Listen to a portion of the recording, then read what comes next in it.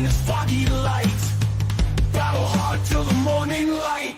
Feel the hunger of the crowd, and just to erupt so loud.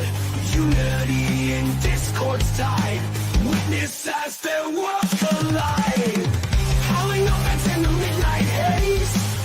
Everybody's offended, each one's rage. We're offended till offended, that's the way. Come unite with the things we say.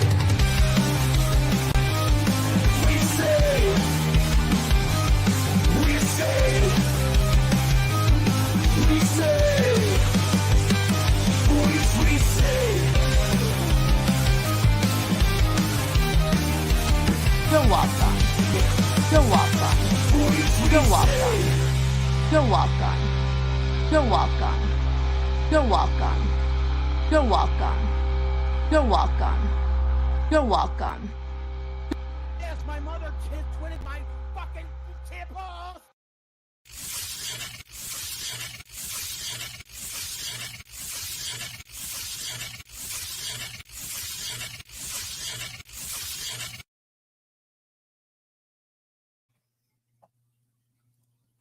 Hello, puppet. Hey, what's up, everybody? Welcome to We're Offended, You're Offended. Apparently, I choked on my pirate. If you are new here, hi, hello, welcome.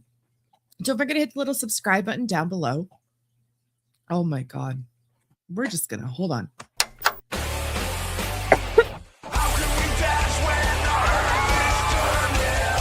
don't produce anything. They don't do anything. I don't sleep while our beds are burning. How can we dance when our earth is turning?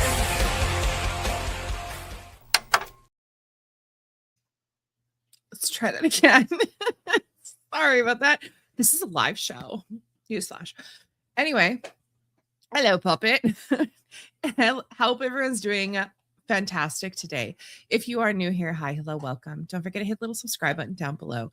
And thank you for clicking on the little button to come sit with me and listen to the craziness going on in the world today. If anybody who is a regular listener here did not know or did not see, my co-host / my husband, was on WIC TV today debating the soy pill about socialized healthcare. So it was very good. I rather enjoyed watching it. It is listed in the description box below, so you can go and check him out. Show him some love there. And yeah, otherwise, because he did that today, he's still on the road. So you're stuck with me. So today I have a couple things for you. We'll get into just a couple little potential tinfoil hat things really quickly. And then otherwise, we're going to get into the Trump State of the Union speech and the conservatives take aim at healthcare coverage for rejecting asylum seekers, which is very interesting. But first, so a couple of the really quick things I wanted to show you. I don't know if y'all watch this guy, bar none. If not, you really should. It's quite fantastic. But he had a little something to say regarding a new game coming out. Where am I here? Oh, there you are. There you are, sir. Okay. What's he got to say? There's a group of folks undressing a little girl over on Reddit where disappointments go to feel important. And they're defending it because, well, listen, it's fine because it's just pixels. These are the pixels in question.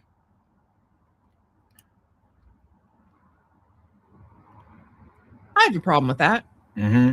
Well, technically, she's an android, so she's not a little girl. How about you go fuck Yes, yourself? she is. Oh, and then my favorite defense. Well, at least they're doing it there and not in real life. That's tantamount to normalizing it. And I know you want to try to normalize as much as possible, so your shitty thing seems not that bad, but I'm trying to bring shame back. Facts. I want them to feel so much shame that they can't even live with it anymore, to the point to where they do the old upside down bungee jump. And there's also a group of people that are like, it's the dev's fault, by the way, for making her too cute. Are you serious? Are you fucked? Right? As far as I'm concerned, all of you with your anime or furry or non-existent profile pictures, I think all of you guys should be thrown into a smelter. No trial, no due process. That's just me, though. Get fucked, cunts. Merchants of bio. 100% agree. I think that is absolutely disgusting. The fact that they are, I don't know, we're seeing it everywhere, guys, where they're literally trying to normalize.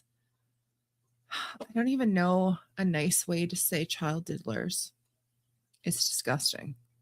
They're literally throwing it all over the place, whether it's drag queen story hour to allowing kids in drag clubs to, so many other things. And then, as he just explains in this game here, that they're undressing a little girl. I don't care if it's a game or not. It's literally the point of it's a little girl. I'm not really sure who made this game and why you thought it was okay. And the fact that people are even defending this, as he said, well, at least they're doing it in the game and not in real life. That's literally the, what did they say? Gateway is like the weed, or hold on. Weed is the gateway to harder drugs. A game where you're undressing a little girl is just a gateway to Epstein's Island. Yeah. So, speaking of Epstein's Island, so this is where a little bit of the tinfoil hat comes into play. So I had seen this last night. It was like 4 a.m. I only remember a little bit of it. However, it literally like made me go, I still need to make that tinfoil crown wanted to make. Don't worry, I got this. But it's I don't know, they used Family Guy to explain this, but it's an interesting point of view. So I figured I would share it with you guys. I mean, this is the crazy with Kim. So let's just get crazy, shall we? But to intentionally destroy the old power structure so a new one can take control. January 2026, over 3 million pages released naming everyone Bill Gates, Prince Andrew, politicians, CEOs, but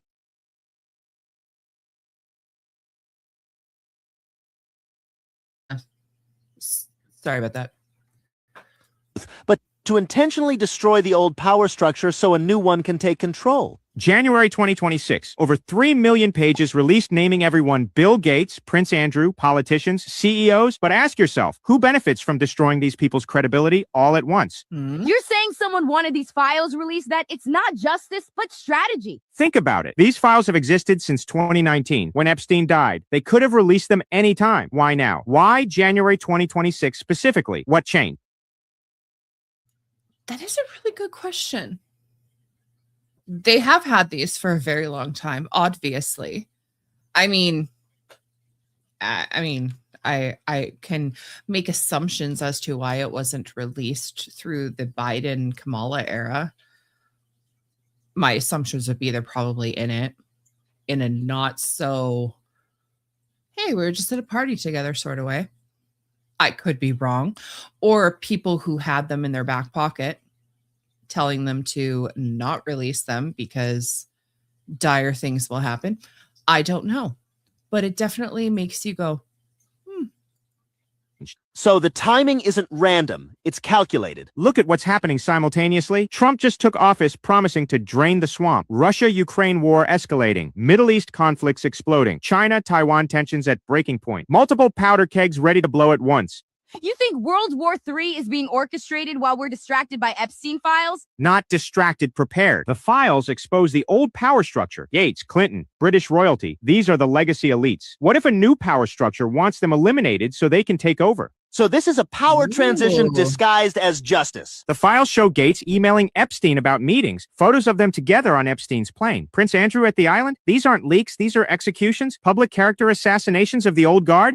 But who would orchestrate something this massive? Who has that kind of power? Look at the pattern. COVID-19 reshapes global economy. Ukraine war breaks systems. Inflation destroys middle-class savings. Epstein files destroy trust in institutions. Each crisis benefits whoever's building the next system. You're saying every major crisis from 2020 to 2026 is connected? When the old system collapses, people will beg for a new one. They'll accept digital currencies, social credit systems, surveillance, anything as long as it's not run by those pedophile elites. That's the setup. So we're being manipulated into wanting tyranny by making the current system look so evil that we'll accept anything else? The Epstein files aren't about justice. Justice would mean arrests. This is about controlled demolition. Destroy the old rulers, start World War III to reset everything, and build a new system from the ashes. See, and that's what literally makes me go, because again, the release of the Epstein files, you think would then in turn a bunch of arrests would be happening. There would be some sort of justice for the victims, some sort of justice for the people, to witness. And yet, other than Prince Andrew, nothing. There's been nothing has happened to any Americans, Canadians that I'm aware of. The only thing that's ever happened was to the now ex-prince in the UK.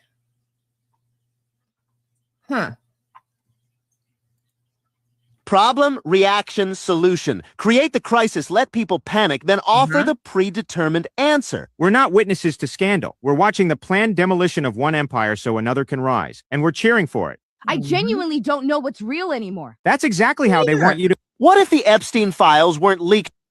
Okay, Meg, I totally totally get you there. I don't understand what's real anymore either. And unfortunately, that is a really, really shitty feeling. I had a thing that it ran away on me. Anyway, so I don't know. It definitely, again, you kind of have to, you look at this a little more with a tinfoil hat on your head, because of the fact that it seems a little out there. However, I was worried that only at 4:00 in the morning it would have made sense, but it still kind of makes sense now that I'm fully awake and it's not 4:00 in the morning. So begs the question, WTF? I don't know. There's so much that is with the Epstein files that I can't even possibly unlock right now. And I really wish that I could. And I wish I knew the answers and I wish there was justice, but unfortunately we've got nothing so far. So that is what it is for my tinfoil hat news. There is my dog in the background. There is, from what I can tell, no new updates on the whole Nancy Guthrie thing. She's still missing and still nothing. So I got nothing on that front. There is a couple things that we are going to get into. But before we do, please feed the plant. Audrey 2 is hungry. Feed me Seymour. Feed me all night long. Okay. So first we'll get into this article from the National Post. It is so massive boondoggle. Conservatives take aim at healthcare coverage for rejected refugee claimants. So I do have a video here of a bit of the debate that we will watch together, because who doesn't love watching things? Where you go away. And I will apologize. This is a live show every Monday and Wednesday. And normally there's two of us here, me and my husband. So when he's talking, I'm the one manning everything, but you just got just me today. So you're welcome. So we're gonna look at this, the MP's debate, the conservative motion to restrict healthcare benefits to failed asylum claimants.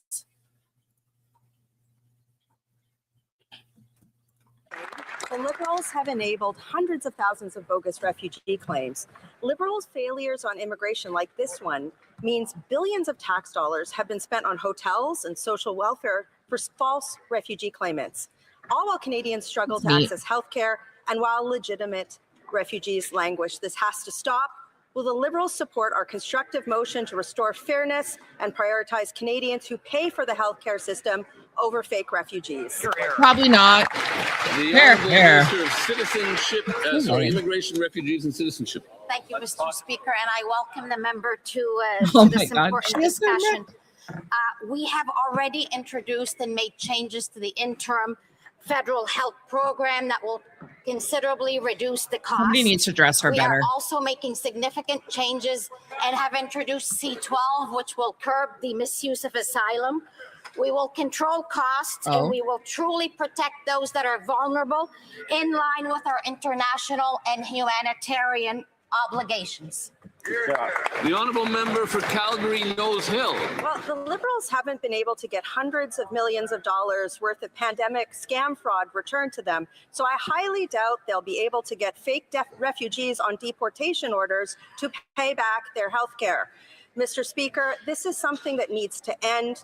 I will ask the minister again. This is a common sense motion. Literally everybody agrees with it. Will the minister support our constructive motion to ensure that Canadians who pay for our health system are given better access than fake refugees? The Honourable Okay, there was your first mistake, is you were asking the Liberals for common sense.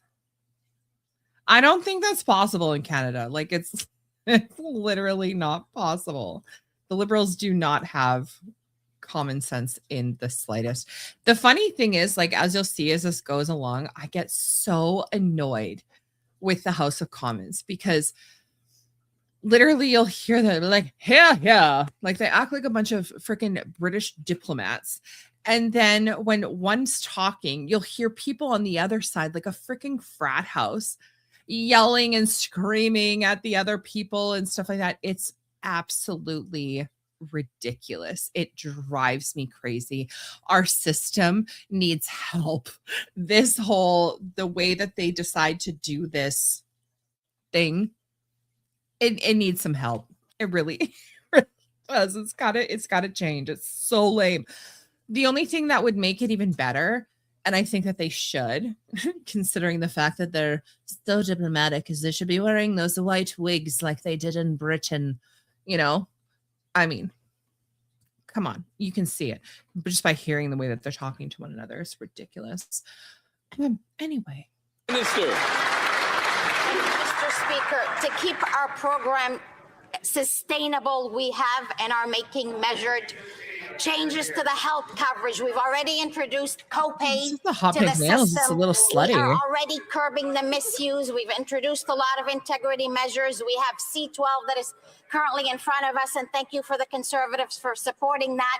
That will reduce also misuse of the system. We also have international and why does she sound like Canada a robot? Will continue to honor, particularly for those that are in need, and most of them are our children. Most of them are our children. Mr. Speaker, the Parliamentary Budget Officer revealed the interim federal health program will cost taxpayers over $1.5 billion a year. The Liberals expanded this program to provide a deluxe health benefits like physiotherapy and home care to bogus asylum claimants whose phony claims have been rejected. Canadians are not entitled to them, but rejected asylum claimants are. Why are the Liberals giving bogus asylum seekers better health care than Canadians who fund the system? The Honourable Minister. Agreed. Mr. Speaker, I really appreciate that question. To speak to the PBA report, those are projections in that report. They do not take into account the changes that are coming in Bill C-12. No, neither do they take into into account the Okay. My God, is it just me? Like, she legit sounds like a freaking robot. Oh my God. Okay, Bill C-12. What is Bill C-12? What do you keep jibber jabbering about here? That they're not taking into consideration the Bill C-12?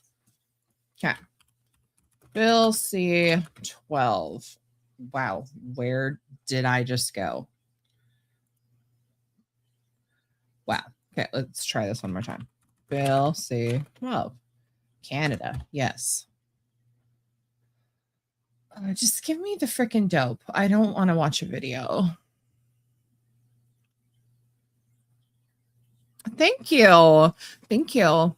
Yeah, it's kind of like, figure it's kind of chill. I'm in a bar or diner or whatever it may be. Okay, so as of late February 2026, Bill C-12, officially known as the Strengthening Canada's Immigration System and Border Act, is a major piece of federal legislation currently moving through the final stages of parliamentary process. It was introduced in October 2025 as a streamlined vision of the previous highly conservational Bill C-2,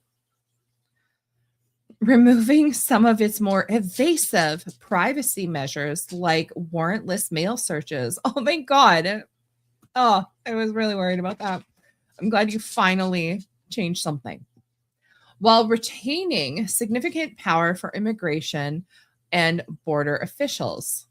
The key provisions and impact. So the mass documentation control grants the government the power to cancel, suspend, or modify immigration documents, including work permits, study permits, and permanent residence visas in the masses in public interest. Example, case of large-scale fraud, public health emergencies, and national security threats. Okay. 1-year bar asylum claimants made by individuals more than 1 year after their entry into Canada are now generally eligible for referral to the Immigration and Refugee Board. 14-day rule, claimants made by those entering irregularly from the United States must be filed within 14 days to be eligible. Physical presence prevents the IRB from holding hearing or making decisions if the claimant is no longer physically present in Canada. Border enforcement expands to the Canadian Border Services Agency, powers the access warehouse and transportation facilities to inspect goods destined for export. Financial crime and drug control. Ew. Increases penalties for money laundering and provides a Minister of Health with powers to rapid control persecutor chemicals used for manufacturing illegal drugs like fentanyl. And then it keeps going on. Okay, neat. Anyway, wait, what? Sorry, Elsinore. It's like SpongeBob's place, but really upscale. That's what I was going for. It wasn't, but I'm kind of loving it. All right, let's get back to this turtle. Interim health measures that we've introduced, including copay and other provisions. So I look forward to that. The honourable member for Riding Mountain. I'm glad you look forward to that. The Liberals defend deluxe health benefits for bogus asylum claimants. Millions of Canadians are waiting in line for care. Yeah. There are Canadians in this country who can't get health care they need because the wait list is too long. Ahead of them on that wait list are people who filed fake refugee claims and were rejected by the government's own refugee board. Will the minister explain to Canadians why bogus asylum seekers are ahead of them in line? The honourable minister. Mr. Speaker, I want to point to that member who I respect quite a bit. Last session, we were on the same committee. Oh, I'm in so 2014, glad. it was this conservative government that the Supreme Court ruled that they made that their changes were unconstitutional, and they took away health care coverage for the most vulnerable, including children. This is not something we will do on this side of the house. Again, we are curbing misuse. We've introduced changes by introducing copay.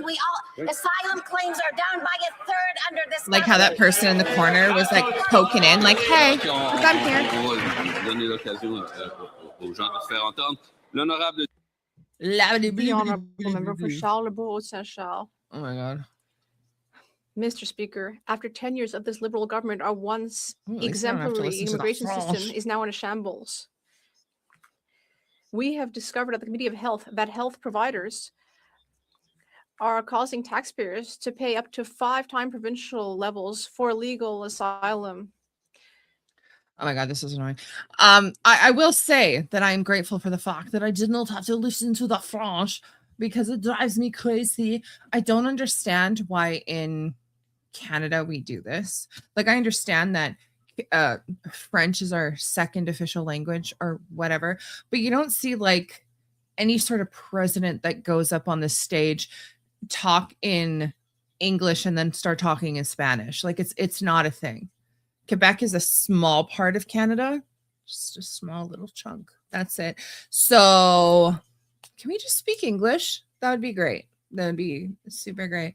Can we not sound like a bunch of, I don't know, English pompous royal people? Yeah, I do say. And then the French speaking. Like, let's just Canada. God.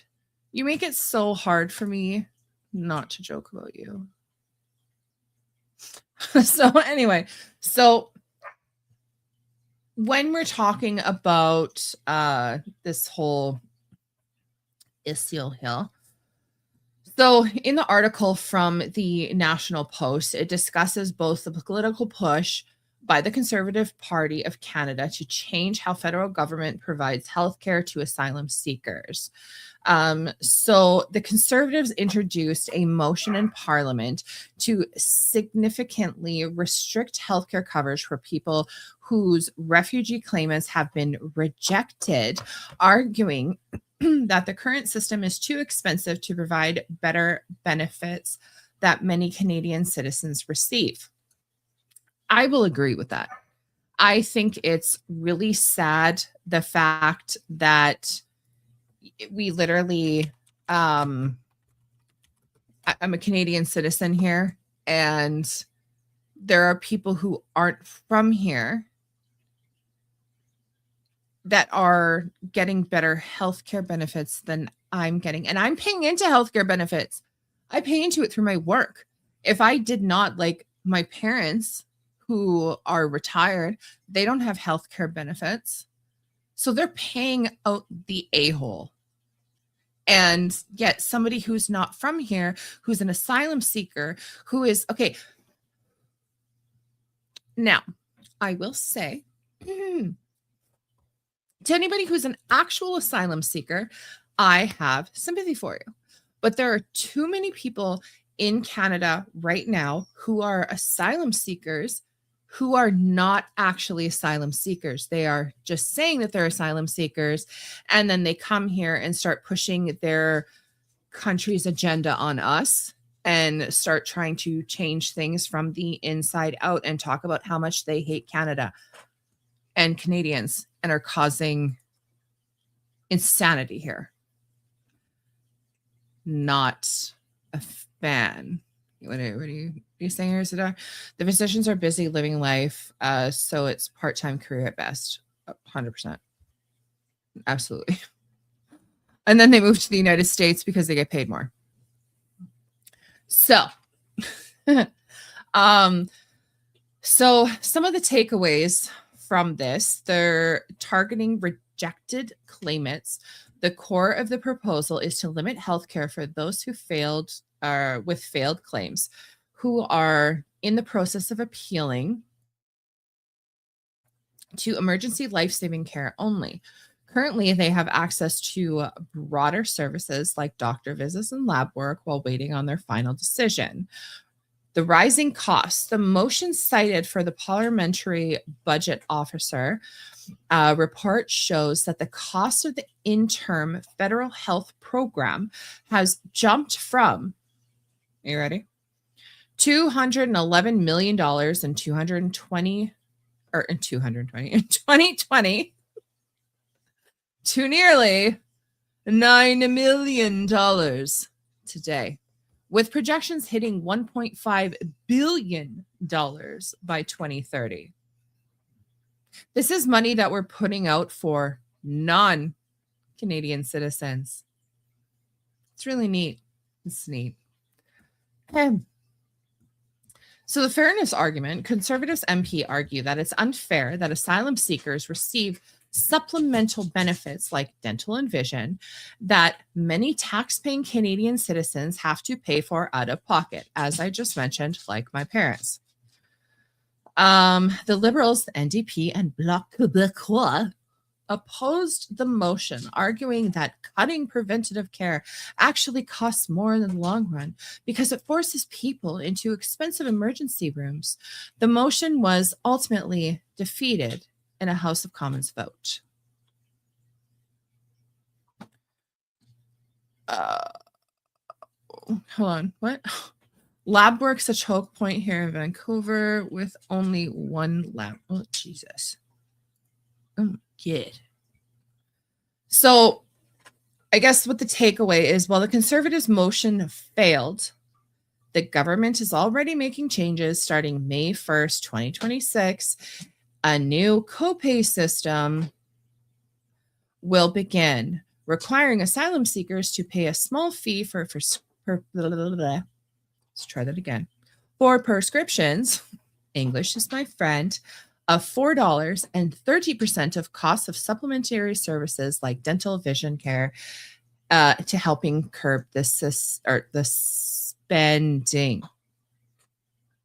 I'm really sorry. English is hard today. So, guys, I work for the government.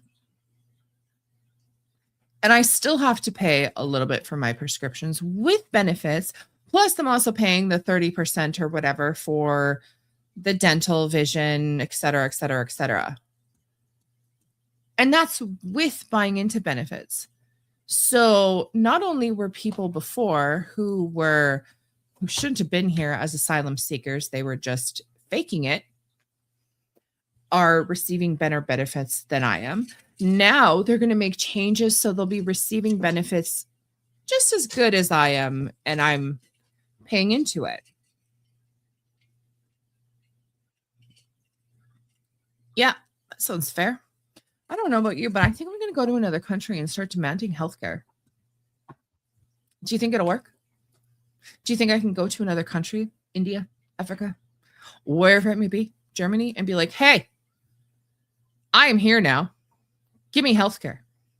And they're going to be like, deal. You got it, boss. Like, ugh. Canada. I mean, like, why do we do this? Why do you do this to me? Why do you do this? All right. So that's what I got for you when it comes to the whole Canadian aspect. The only other news in Canada in the entertainment sphere that I seen was Justin Trudeau's son was saying how Katy Perry, his girlfriend, Justin Trudeau's girlfriend, is really cool and nice. And they've spent many hours talking about Justin Trudeau, his son's music career. It's so neat. Who cares? Kid can't sing. Katy Perry is look into Katy Perry, y'all. She's not the cute little I kissed a girl and I liked it. Nay. She is an evil human being, which really doesn't surprise me that she is with Justin Trudeau. I actually feel like they're pretty made for each other. But she's really cool and neat. Yeah. Before we get into the next stuff, I just wanted to let you know. I'm not fat. I'm big boned. Unless they're in the, yeah. Well, Ilsador had said, if there's doctors without borders, you're good for triage care. Unless you're in the private world. So, again, if you weren't here and just tuning in, my co-host, also known as my husband, was on WIC TV today, and he had a live debate on socialized healthcare with the soy pill. And it was a very good show. The link is in the description box below. So please, when you leave here today, go check it out. Show him some love. It was a very good debate. I rather enjoyed it. Okay. So, did anybody out there watch the whole State of the Union last night? With Trump, obviously. So, I've seen a chunk of it. I haven't seen all of it yet, but I do want to finish watching it because I will say it was rather entertaining. It's probably the most entertaining State of Union I personally have ever watched. So the the record-breaking 108-minute State of the Union speech by Trump laid out a series of aggressive shifts in the economic and social policy, specifically targeting the insurance industry and the tax code.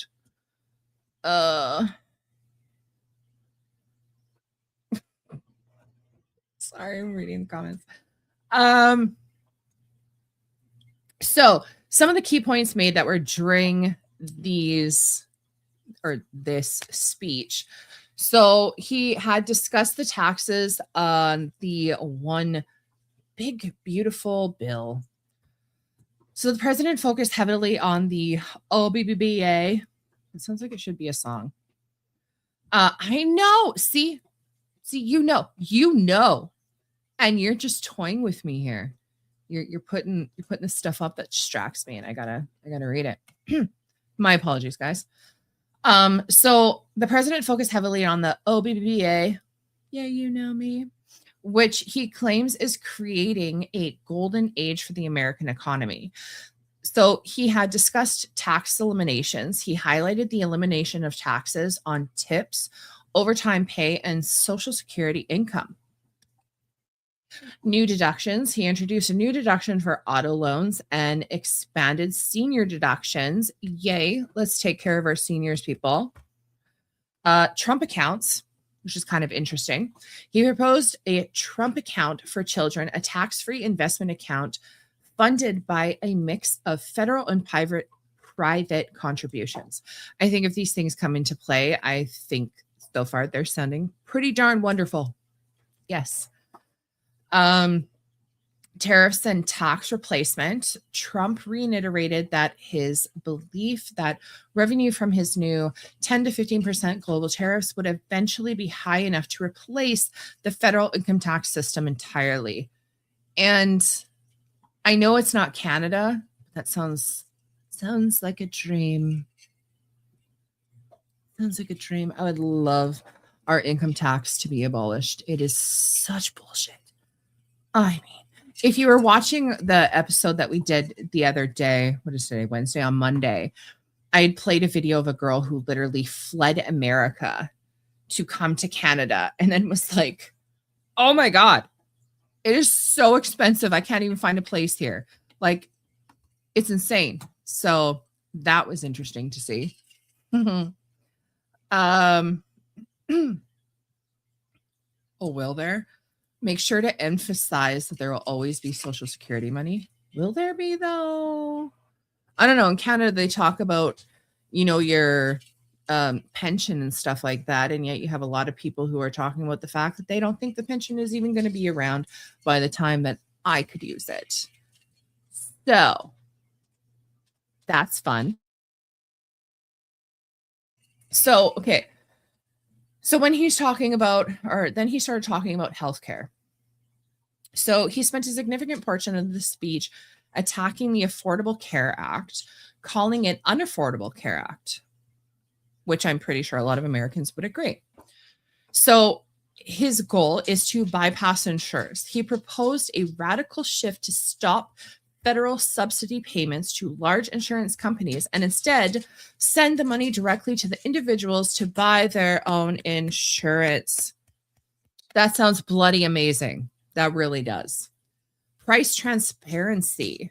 His great healthcare plan would require all providers and insurers to accept Medicare, Medicaid, to prominently post their fees on the wall in plain English, not industrial jargon. Love it. Wish Canada would do that. Medicaid oversight. He announced that President or Vice President J.D. Vance will lead a federal crackdown on Medicaid fraud, aiming to root out improper payments while maintaining that benefits for those who need them will be protected. I got to tell you, watching this, so many people started cheering very hardly at this. I liked this. This actually was quite impressive to even me. So the president claimed that credit for bringing the U.S. drug prices from the highest in the world to the lowest. So this is the plan. He has introduced something called TrumpRx.gov. He touted that the new federal discount platform offers coupons for dozens of medications. He cited a guest in the audience, Catherine Rayner, who claimed she used the site to lower her IVF medications. So to anybody who doesn't know, that's for somebody who is having problems getting pregnant. So it's like fertility drugs. It lowered her cost of this medication from $4,000 to under $500. Like, I mean, like even in Canada, people talk about our healthcare and think that we have got it great, but I mean, our prescriptions will kill us. They really will. Like, I personally spend a fork ton in prescriptions a month. And I'm not even on a lot really expensive, crazy shite. So, $4,000 a month to have a baby. Trump RX. Yep. Wee. Most favorable nation. Trump called on Congress to codify his most favored nation policy, which mandates that the U.S. pays no more for drug than the lower or the lowest price paid by other developed nations. His goal is literally to be the cheapest place to get medications. And the fact that in my past, a little FYI, I used to work in an online pharmacy and I dealt mostly with Americans. Now we had a lot of Canadians who also used us as well. But a lot of Americans used us and we got medications. We sold them medications, obviously from Canada, from India, Barbados, et cetera, et cetera, et cetera. And the fact that they would go to these places to try to get medications cheaper, it literally broke my heart, especially with this, like, okay, story time. So when I worked at the online pharmacy, there were times where sometimes you had to call somebody and tell them that their medication was on back order, so they couldn't get it. There was one girl who was on Seroquel, and to anybody who doesn't know that, that's for bipolar, schizophrenia, etc. And her mom was like freaking out on me. She was not very happy. Another woman I had to call to tell her medication was on back order was, I don't remember the name of the medication, but it was a medication for somebody who suffered from migraines. Now, when I called, you literally could hear somebody screaming in the background. And I was talking to this mother, and she said that that was her daughter in the background screaming, who I was actually calling to speak to tell her that her medication is on back order. And she was literally paying discounted price, buying through the pharmacy that I worked at, $4,000 a month.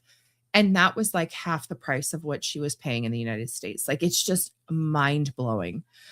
So the fact that I used to work at a place that literally offered cheaper alternatives for Americans to get the medications that they actually needed, the fact that Trump wants to literally make medications the lowest out of everyone, not just America.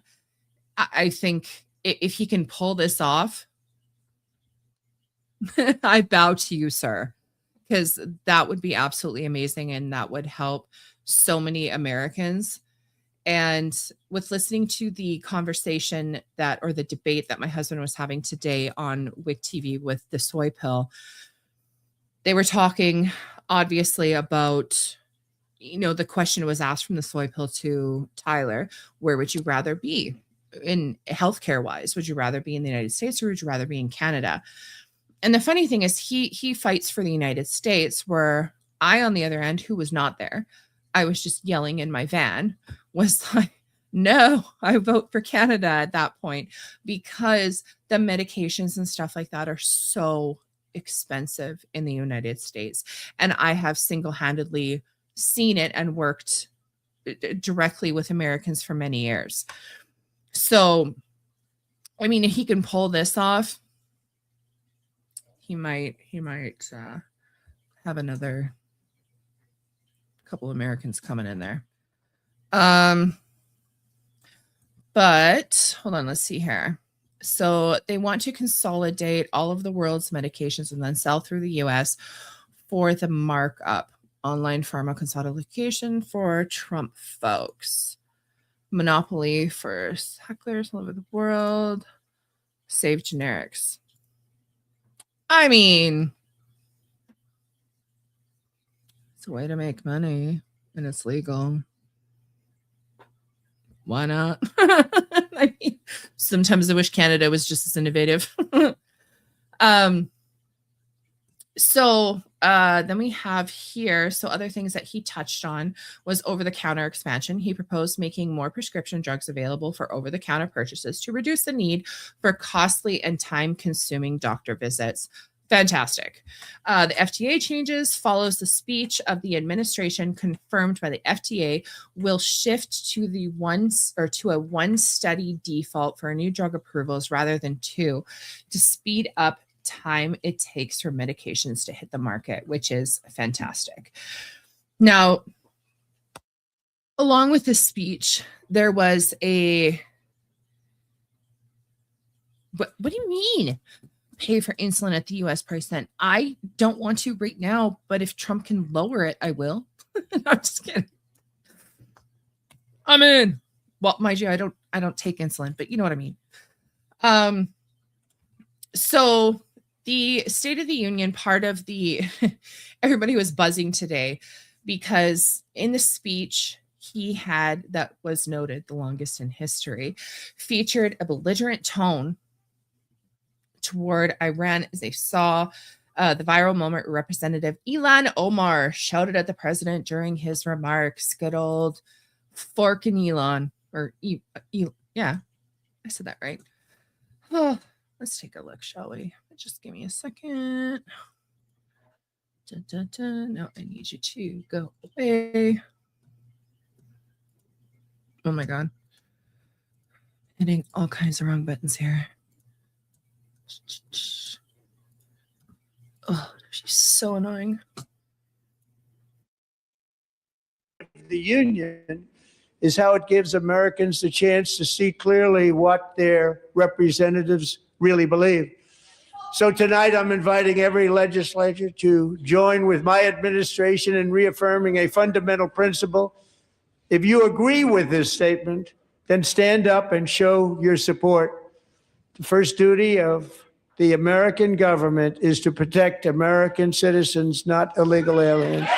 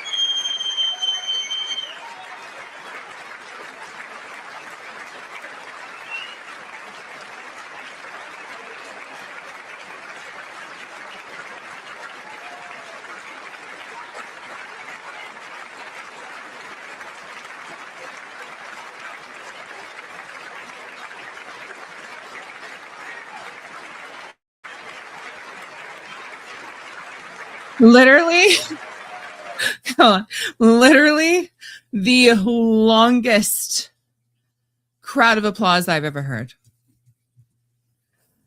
And it keeps going with that face, though. Like, look at the way he's looking at them. Look at those fuckers sitting down.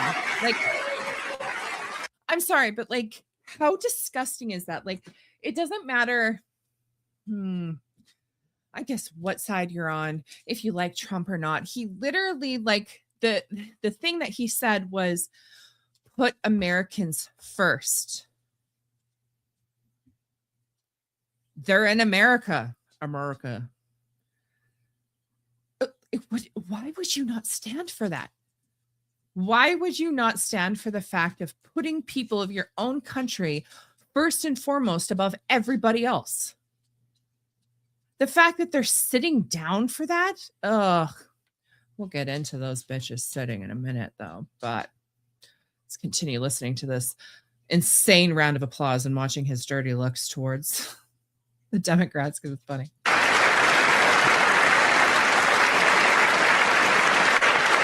Freaking bitch, get your ass up.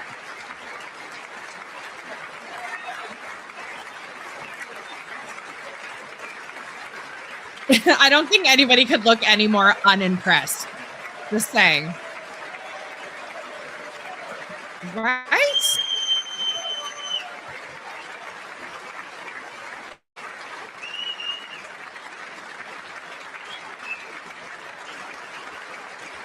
Yeah. You clap, sir. I don't know who you are, but clap. Isn't that a shame? You should be ashamed of yourself, not standing up. Yes, you should be ashamed of yourself. That is why I'm also asking you to end deadly sanctuary cities that protect. Okay, before we get into this psycho, like, they should be ashamed of themselves. Anybody who decides not to stand up for the country you're literally working for, and that's what I'm saying. And I mean, the thing is that people seem to keep forgetting that government workers, well, not government workers, but like your members of parliament, I don't know what they're called in the States. I'm Canadian, okay? But like your people that are sitting there, your representatives, there we go. We'll go with that. They're literally your representatives. Okay? They're supposed to be doing what you want them to do, not you do what they want you to do. And the fact that they're literally, someone is saying, if you think that Americans should be put first and foremost in America, stand up. And they're like, nah. What the fork, man? I'm doing a really good job censoring myself today. I will say. I'm normally horrible at this. But let's get into psycho bitch screaming from her seat because she's a freaking animal. Protect the criminals and enact serious penalties for public officials who block the removal of criminal aliens. Is that what your brother husband told you? Drug lords, murderers all over our country. They're blocking the removal of these people out of our country, and you should be ashamed of yourself. Like, do you see how unhinged these people are? Literally, he's giving a speech, and you guys like, oh my god, look at this homeboy here. Like, oh my god. And then this girl looking just I can't even. Like, the faces these people are making are just absolutely disgusting. Like, you don't care about American people whatsoever. And the thing is, like, Mr. Brother Marrier, you're literally going to be the one shouting out at somebody who actually, I don't care what you think of Trump. I believe Trump really, truly loves America and American people, regardless of your color. If you're American, you're American. It doesn't matter. But he really has fights for Americans, regardless whether you agree with everything he does or not. Like, how in situations like this, how can you not stand up? Okay. Not only that, there was other parts during this State of the Union that literally made me so angry. And I've mentioned before to people, I suck with names, so forgive me. But there was this 4-year-old little girl in the audience who was hit by a truck by an illegal immigrant. And I was essentially told that she wasn't going to make it or never. And then when she did, that she's never going to walk again. And this little 4-year-old girl is pushing through it. And she is fighting. And she was in the audience with her father. And it was absolutely beautiful to see. Then you had the mother of Irina, the woman who was stabbed on the subway, who was in the audience, bawling her eyes out, which was very sad, as Trump was paying appreciation to her and his apologies and recognizing her mother. Then there was the parents of the Secret Service agent, the female who was shot in the head during one of the attacks. Like, and the sad thing is that watching this thing, you have people who are, every time he says something that like resonates, people are standing up and they're clapping. Okay. During every one of those recognitions, there was a recognition for a World War II veteran, recognition for soldiers, recognition for people who have died. Those assholes on the right, those Democrats who apparently are, I don't know, allegedly are fighting for you. Not one of them freaking stood up. Now, I don't care what you think of Trump. Get your ass up and clap for those parents who lost their children, who lost their loved ones. The little girl who almost died and is fighting. What is wrong with you? The funny thing is, like, there was a part too where he talked about Charlie Kirk, and Erica Kirk was in the audience, and he asked her to stand up and she didn't stand up. But you could see she's looking around, like she looked so awkward, but in the sense of like, this was literally after those bitches on the right were sitting down through so many of these things that you can literally see it on her face. She's sitting there going, why am I going to stand? Like, these people are just going to like, just sit there and boo me or whatever. Like, I'm sure she's had a lot of her own criticisms, and I'm sure freaking Candace, oh God, why can't I think of her name? Candace something or other. Was sitting there all irritated the fact that she was even brought up. But Candace Owens, there we go. I got it. Got it. Brain works sometimes. But it's so sad to me. Like, I think the absolute disrespect that you can, like, how can people not see this? The Democrats sitting on the right. And Trump called them out a few times, said these people should be ashamed of themselves. And, you know, the one time when he was talking to one of I think the Secret Service agent's parents, expressing his apologies, he's literally like, how are you guys sitting? Like, why did you not stand? Like, what is wrong with you people? And I think people need to take notice, and I think people need to see these things. And like these people, Ilhan Omar and whatever mouthpiece was sitting next to her there, they're literally yelling like heathens in a freaking, as he's doing his speech. Like, who are you fighting for? Because we all know you're not fighting for America. You're not fighting for the American citizens. You're fighting for your Somalians or whatever it may be. But it's not America. And I'm pretty sure that no matter what you think of Trump, he's got a lot more love for America and the American citizens than you ever will for your brother, who is your husband. Just saying.